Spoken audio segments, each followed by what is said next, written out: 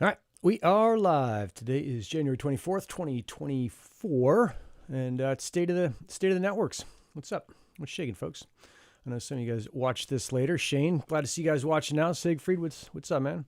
Let's start with the massive mobile, Helium Mobile and Telephonic announcement. Oh, shit, I didn't even see that. I've been busy cranking at a bunch of other stuff. Let me go look up and see what happened, Shane. Oh man, it's been batshit crazy here lately. What do they put out? What did I miss on this thing over on? I'll check on the Twitters real fast.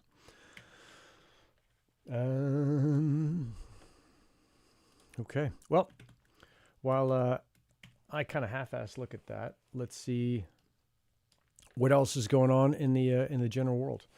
Right, we talked I think last week about the VO2 mask. I think I put that together so it's different than last week. Let me see if I can grab it for you. It's way back here. I think the cord's long enough. Yeah, I think we talked about this last week, but didn't actually. I think it was still in little pieces. So that's it. It's close to working pretty well. So I'll be continuing to work on that. Continue working on this grant. Pretty cool to put this whole grant thing together, this grant proposal together for the U.S. government, who may end up throwing a bunch of money my way to go see if I can make that thing actually kind of commercial and sellable, which would be super cool to be able to, for normal people to measure VO2 and VCO2, fuel substrate use, so how much fats and carbs and all the rest of it that you're using, and do all that for under $500. I think right now, if you want to do the same thing with the mask on the market, which is the VO2 Master, it's $6,000. So a lot more. I will be traveling tomorrow, and I'll be out of the area next 2 weeks to go to take care of my mom in Indianapolis. She's getting a hip replacement surgery. So I don't think that changes anything for this show, but you'll see me in a different place next week and the week after, and that's what's going on. So that should be super fun. I think Friday she goes in for surgery, and I pick her up Saturday morning. So we'll see how that goes. This last week, I've been mostly messing around with Meshtastic, which has been a fun thing. They are not a DePIN, but it uses all of the same, or a lot of the same skill set that we learned with Helium. It's a LoRa mesh communication network. And then someone brought up yesterday on the Gristle crew call, asked whether or not you could control devices over Meshtastic. They have an MQTT integration. And so that became, that kind of triggered this idea in my head to be like, oh, I could run, and I'm sure I'm getting this wrong, but like my own private little LoRa network with a Meshtastic node. So Meshtastic, if I'm getting it right, allows you to have a bunch of different channels.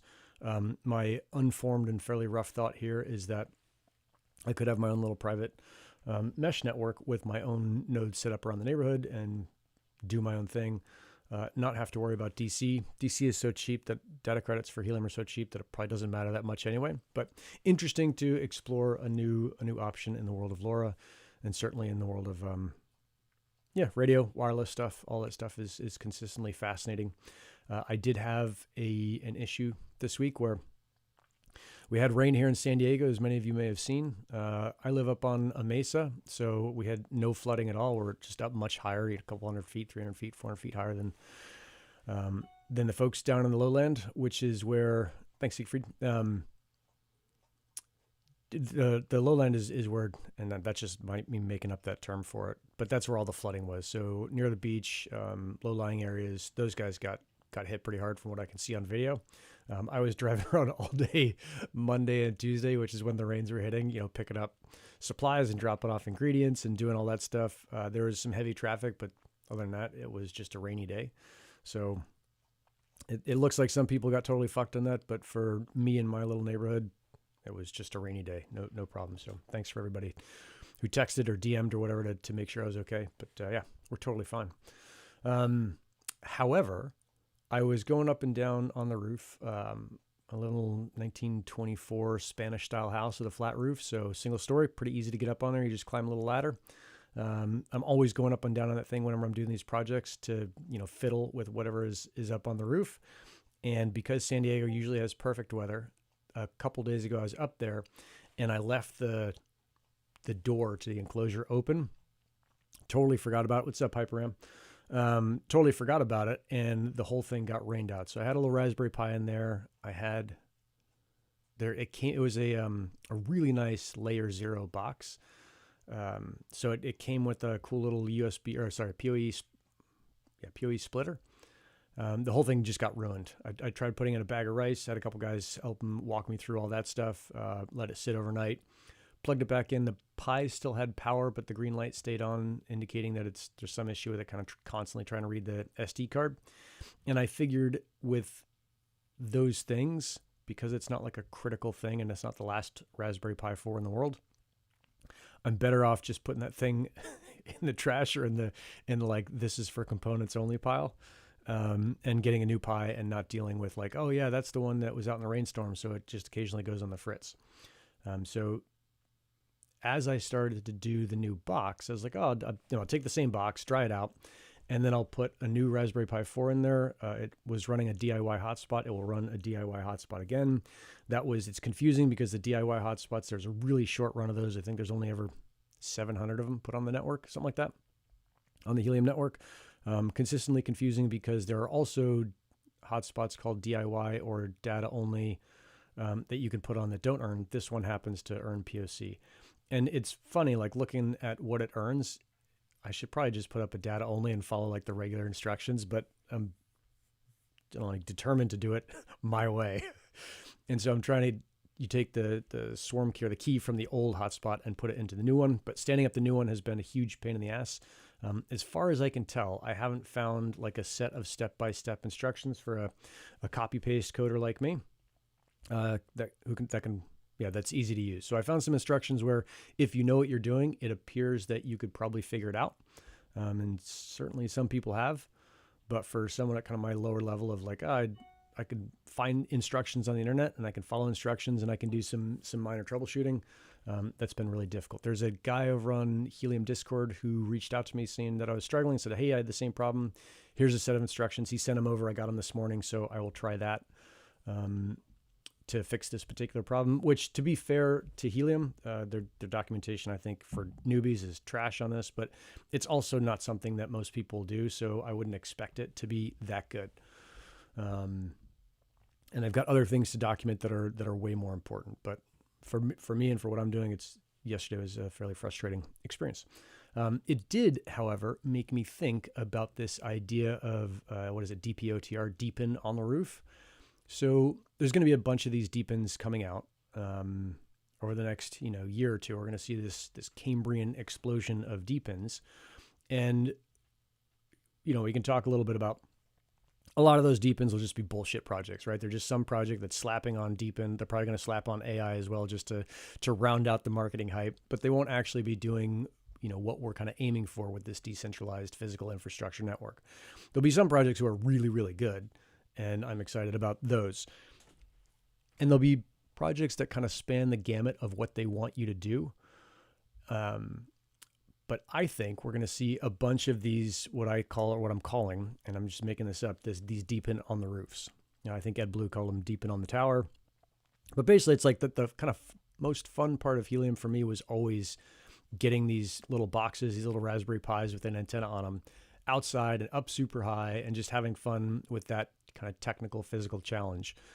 And I think we'll see a bunch more of those. So pretty clearly that's going to be for all kinds of wireless stuff. Could be for some sound stuff too. I'd love to see the 𝐒𝐻𝐸�00 guys come out with some hardware for sound. I'd like to see all these different projects come out with hardware for sound, and really thinking about this in terms of monitoring what can be sensed from say your roof, which I think is reasonable.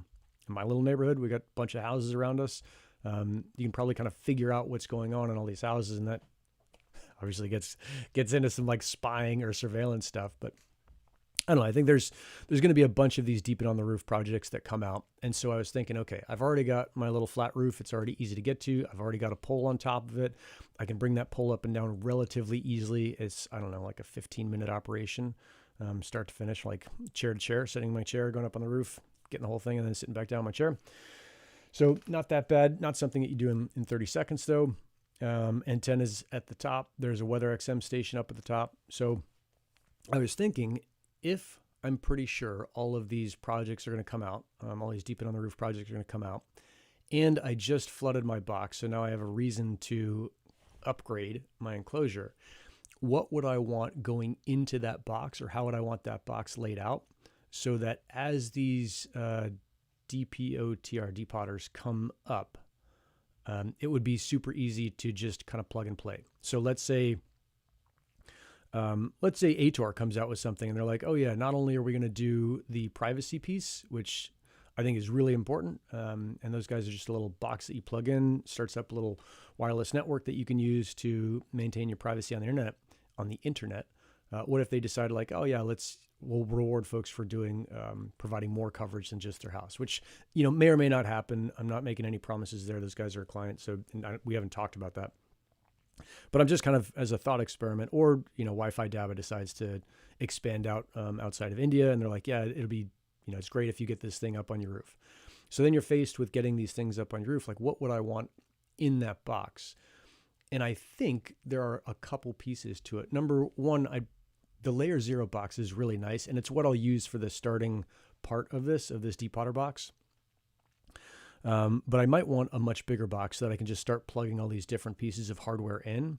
I'd want a box where on the walls on the inside, it's easy to hang or to mount a new piece. So what I was doing with the one I've got right now is it's got a Raspberry Pi 4 in there to run the Helium hotspot.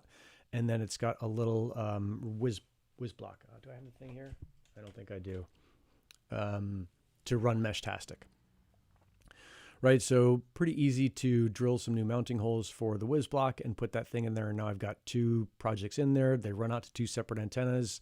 I would love to see some more work done on a project where you can what's it called, muxing, multiplex between both Helium and Meshtastic. That would be pretty rad, because so many of us have really good Helium setups, and it would be kind of on the individual person to make that decision. And right now, Meshtastic has no DePIN incentives. I don't think they're going to have any DePIN incentives, but hey, I've already got an antenna 23 feet high.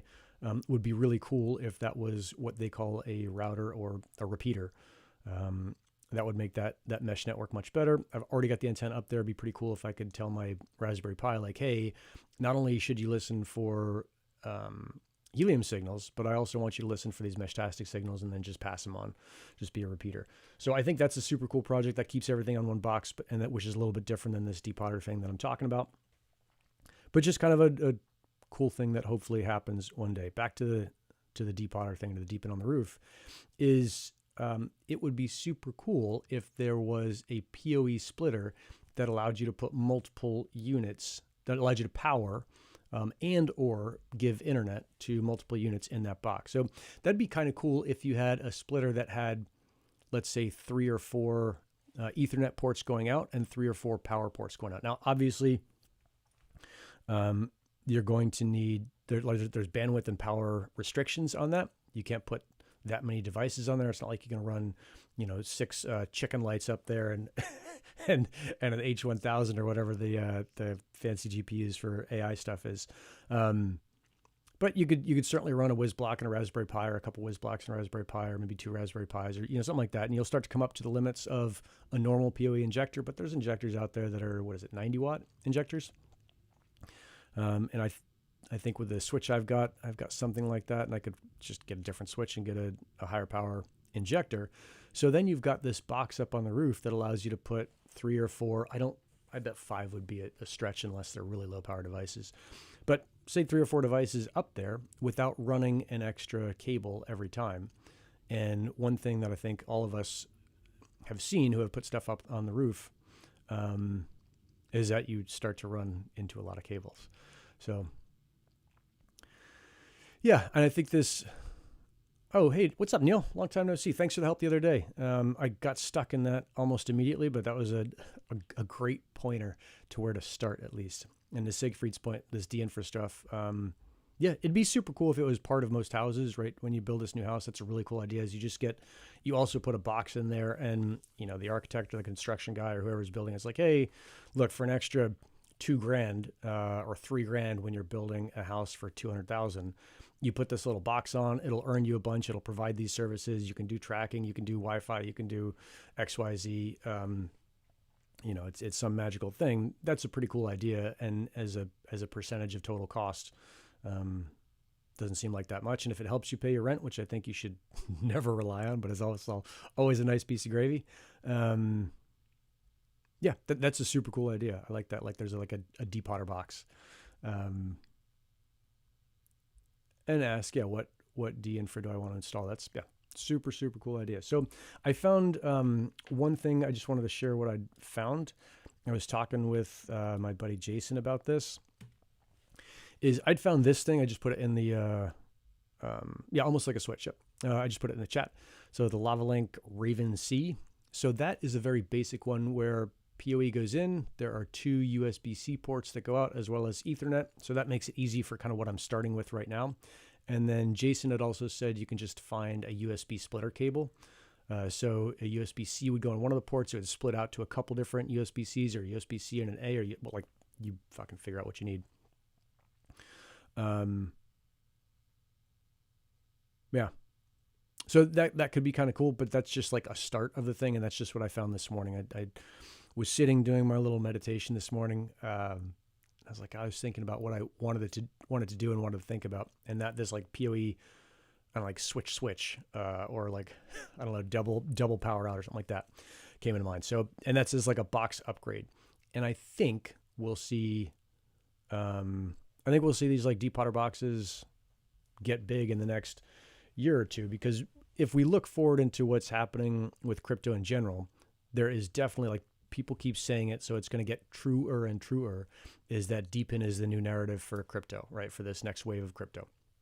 And I think DePIN and AI is like this, from a marketing perspective, this slam dunk piece. So you can expect that it gets slapped on everything. You can also expect that there's going to be plenty of projects that are like, yeah, I totally want to do that. So we can, I think what we'll see is, if you remember early in the Helium days, and this was the Layer 0 box was an example of this, and I think you can find them at layer0.io. I think that's the website. Is they built a custom box for any Helium hotspot. You basically undress the hotspot, you take all the outside crap off of it. They had a mounting plate, or they have a mounting plate where you could put any hotspot on. So Freedom Fi, Rack, Bobcat, whatever your hotspot was. And it made it really easy to do outdoor deployments. I think we're going to see those kind of boxes, and I'm excited to see what people come up with as far as offerings for the market. HyperREM. So this software, you're saying you're behind on the live stream. This software shows me your comment. This is, the fuck is it? Ecamm Live. It shows me your comment. It seems like there's a 5 to maybe 30-second delay. So I don't think you're behind. I think I'm behind on seeing the comments, but that's just the function of the software, making it easy to do other stuff, like add new people and put comments on the screen and the rest of it. Yeah, that was most of what I had. I also saw the crypto markets are down. My little note there is, who cares? Like, they fucking go up, they go down.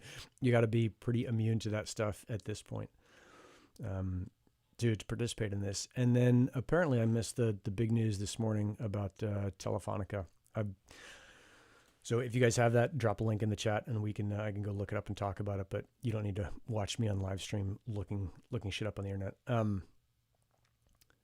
What was the other thing? Oh, I'm about to do a DePIN state with the Huddle 01 guys, which is kind of like an alternative to Zoom. I met those guys when I was up at the South in the EV3 DePIN conference in the Bay Area not earlier this year. It was last year.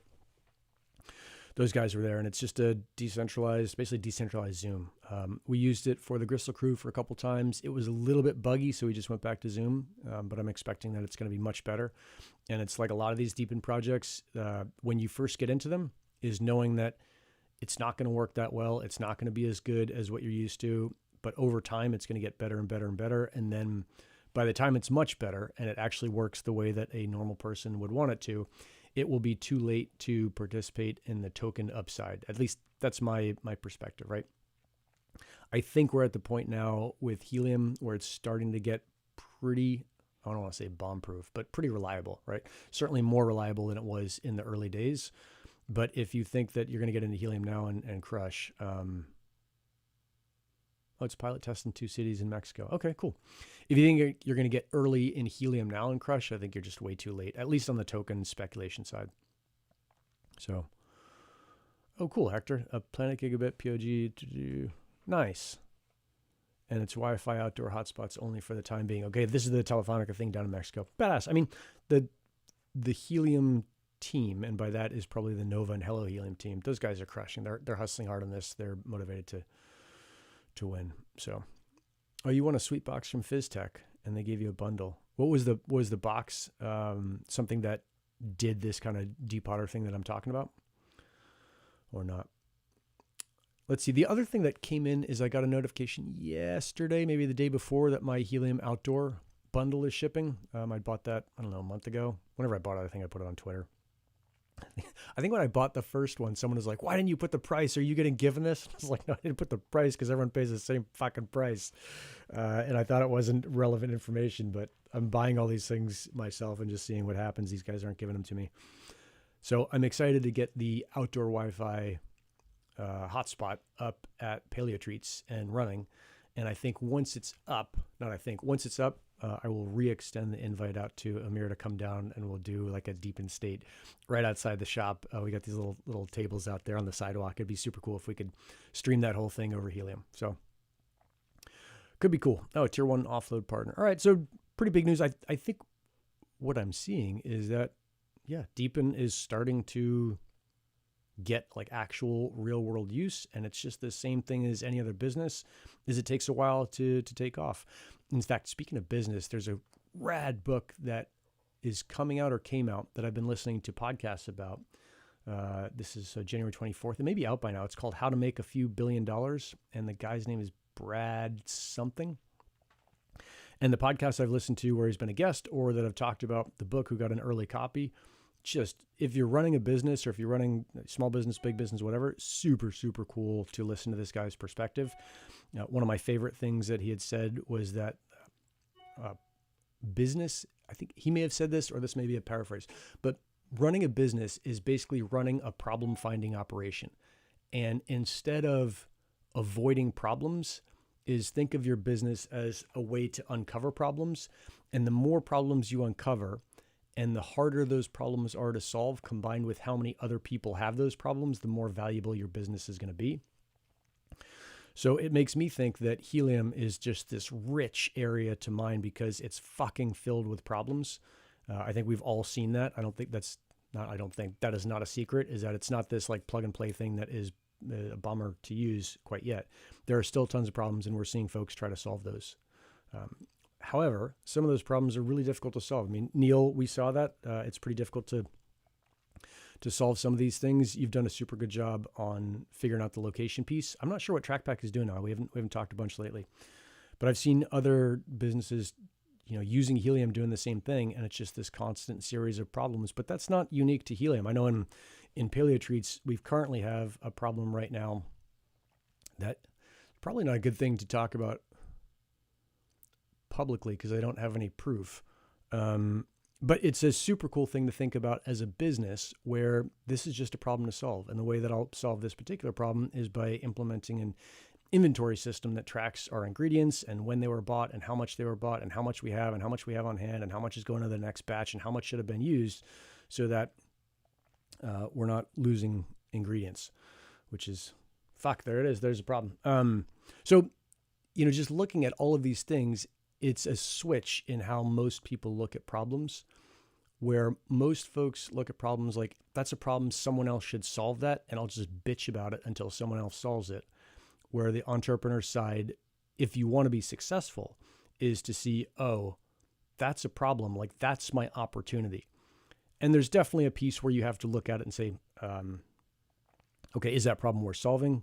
Is that problem solvable by me? Like, there's a bunch of kind of standard business school 101 things, right? It's a problem that I can't flap my wings and fly to the grocery store faster than I can get my car, but that's not a problem that I can solve.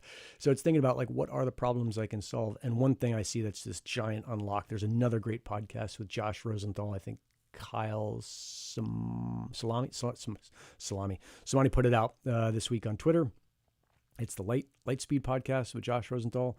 Listening to that guy talk about what's happening with crypto and what's he called, generative tech and new capital formation, like, fancy fucking buzzword stuff, but just listen to that podcast, and it blows your mind with what will probably happen with crypto and the period that we may actually be in. So pretty pretty cool to be living in this time and seeing all of these problems pop up and saying, in the past, I couldn't solve these problems. So this is, now we're going off track here a little bit, but I think it's worth it, is with AI as a partner, you can start to solve problems that you couldn't solve before. Now, it's not super easy. We're not at the point yet where you just dial up AI and you're like, hey, solve this problem for me. You do have to define, Kyle Samani, thank you. Thank you, Siegfried. I think he's called salami on, no, maybe it's like, well, whatever it is. You got it right. We're at this point where if you are willing to figure out how to interact with AI and you're willing to deal with some of the variables and obstacles there, the hallucinations, the misinterpretations, the kind of the red herring pass, like there's a lot of problems with AI, but it will allow you to do things that you could not have done before. And that capacity is only going to get better and better. So what I think we'll see is, if you're looking for opportunity, DePIN is, the world is basically out there waiting for you to find problems and solve them. And that's really the opportunity. So looking around, yeah. Kicking indoors, looking inside, seeing if there's a problem you can solve, if it's worth solving, and then doing it. Hype around. The UPS lost my outdoor hotspot. Huh. Oh, it's been a month. Damn, that does suck. Yeah, we'll see. Hopefully mine doesn't get lost. What else did I do? I had a bunch of these things from that Helium in the Wild, the mapping thing that we did. I never got those guys to work. Those are Rack 10701s. They were early versions. I can't say they were beta versions, but they were certainly early. They never worked that well. Neil, I know you remember being there at the London meetup that we did. What was it, 2 years ago, a year and a half ago? That out of the 10 of them I had, I think 3 of them were pretty good. 2 of them were, like a couple were okay, and then 2 or 3 of them didn't work or didn't charge. It was a total pain in the ass. So they've been sitting on my desk back here. I've been looking for something to do with them, but it turns out that you can open them up. It's not called flashing, but maybe it is. You can flash new firmware with the special rack tool, the DAP1, which is $25 from Rockland, and they'll ship it to you, and it gets there a week later. And then you can turn those, it's a whiz block inside with a bunch of fancy shit on it, GPS and LoRa and all the rest of it. You can do a bunch of different stuff with them. So that got kind of exciting, realizing that I've got these 10 things on the workbench. Like, what could I do with them? And realizing that I could actually do something with them. And both ChatGPT and my network of kind of nerds helped me walk through that. And that was super fun. And I think that that's hopefully that's a nice example of solving these problems and then coming up with something new. One of which is, and this is really cool in the Meshtastic stuff. The last time I looked at Meshtastic was August of 2020, maybe September of 2020, right when I was getting into Helium. It was the thing that I found when I was looking for the Lost Power Glider. It was actually the thing that led me to Helium, is that they had this LoRa mesh network that you could stand up with your own little radios. Super cool thing, but buggy as hell, didn't ever work that well. RackTap saved my brick boards totally. The RackTap is super, super cool. If you want to be geeky at all, geek out on that. So Meshtastic at the time, me and a couple paragliders set it up and tried it out, and it just fucking didn't work. I was like printing up little 3D cases for it, putting it together, following the instructions. The instructions were for total nerds, and it just wasn't that developed yet. So I lost track of it. I just basically set it aside. I was going full bore on Helium stuff for whatever, 2 years, a year and a half. And then recently I don't know how I came across it again. I had one on my desk, or someone said something about it. I was like, I think I've got a couple of those boards. I've got the little T Echo. I've got the couple of the T beams. I think I had a whiz block at the time that I've since given away. And I looked at it, and the project is way cooler, like way more developed, way more structured, tons more resources. And the last time I looked at any of this kind of outdoor solar powered stuff, you needed to run a Raspberry Pi, you needed a pretty big solar panel, you needed like this, that, and the other. Maybe you didn't need a Raspberry Pi, but you needed a much bigger panel. And now if you look at Meshtastic, the actual nerds, like not the people like me, but the folks who know what they're doing on the, the double E's, have gotten into it, and they've gotten the requirements for those things down really small. They're not quite kind of palm-sized solar panels yet, but they're getting there.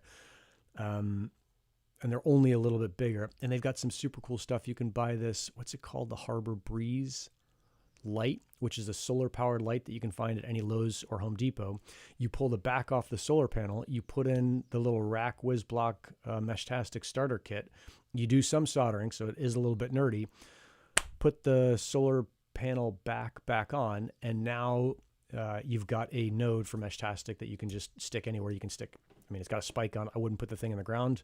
I cut the spike off, figure out how to mount it on a pole and get it up high. But now you've got this solar-powered Meshtastic node that is way smaller than anything I could build. I wrote this whole rough guide the other day thinking that I was like this badass outdoor solar guy. It's like, I've seen all this shit before. It takes more batteries and solar panels than people think. And then I went looking around. I was like, oh, actually, these guys have gotten way better with this thing. And it's just super cool to see. And then there's another dude, God, what's his name? Keith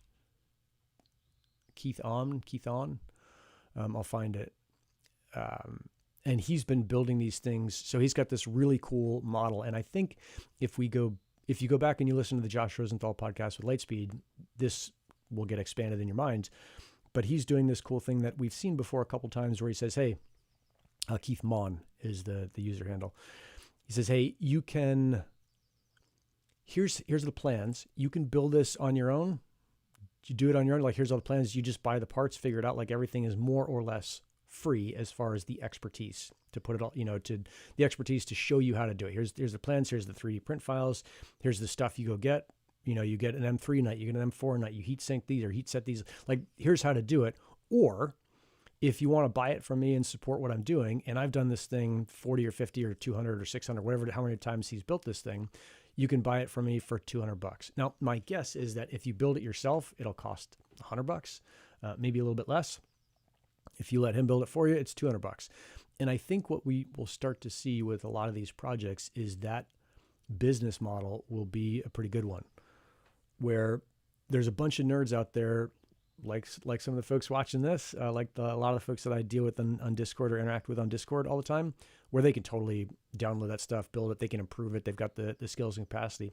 But there's a lot of folks out there who don't, but they want to be a part of it, and they would just much rather buy it direct. So I think this kind of free, if you figure it out, or I can just build it for you model, stacked on top of crypto, stacked on top of some, I got to be careful saying the DAO stuff because I think DAOs are still mostly bullshit. But as we start to stack all these things on top of each other, we end up with a slightly new business model that could really help a lot of these things get out in front of a lot of people and just be used. So kind of cool to see all of that going down. Okay, today is going to be a little bit short. I've got this Huddle 01 thing to prep for, so I'm going to sign off a little bit early today, actually about 30 minutes early today. And then I'm going to go prep for getting ready for this flight and heading out tomorrow to go take care of Mom. So super good to see you guys this week. I will catch you guys on Discord. You can get on the Gristleking Discord. I don't know if there's a link in the description. If there's not, and you really want to get on it, email me and we'll figure it out. Or I'll see you on Twitter, or I will see you next week on next week's State of the Networks. But thanks a ton for tuning in. Rock and roll, and I will catch you guys on the internets. Let's.